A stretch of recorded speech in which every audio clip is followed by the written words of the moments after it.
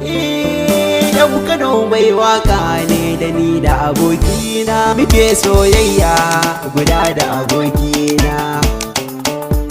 Muna son yarinya guda da ni da aminin da shi ya zamo sanyin ido a abokai banga da muka risa ba.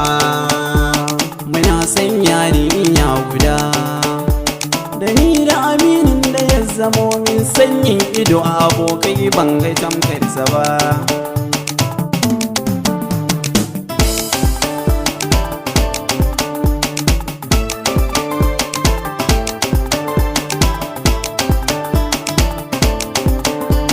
Ina son ki har a zuciyana, ki fahimci zantukan batuna, ki ji sahiba farin cikina, ki kyale wannan izo mai zauna.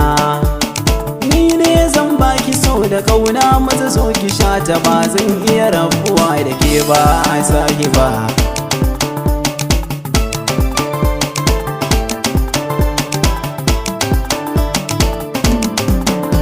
Wannan ba zai iya kula da ke ba, na tabbata za ki sha bakar alawa.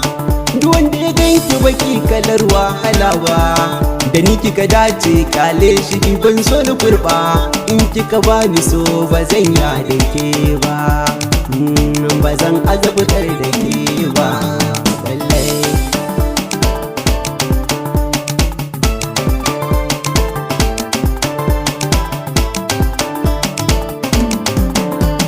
Aboki wai me kake faɗa ne, zancen nan naka kuskure ne, kasan na fi kasanta ka gane, ta ya zan wahalar da gimbiya ne. Ko da za a sa ta gaba ɗaya a suke ne, ko na san ni ne a kan gaba. Kaji shi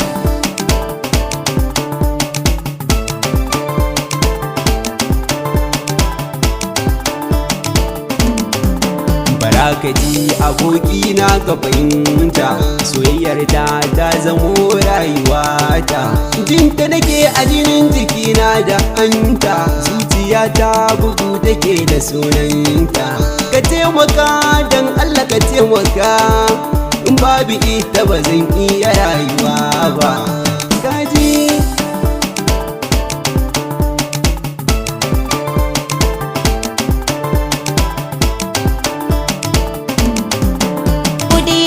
tsakanin ku masoyana, kowannen ku yana cikin zuciyana. Duk wanda na samu a cikin ku zan yi murna, kuɗi da faɗa da cece ku ce da juna. Ni ta mutum ɗaya ce mai rabu zai ɗauka, wanda na samu da gudu zan yi karba lallai.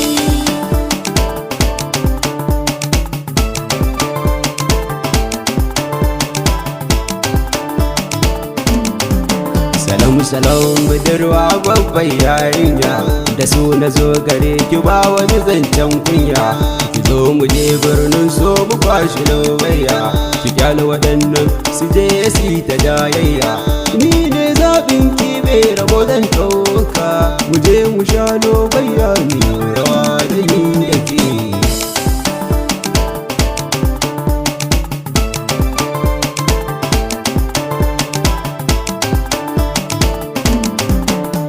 Muna son yarinya guda da ni da aminin da shi ya zamo sanyin ido a abokai banga da muka risa ba.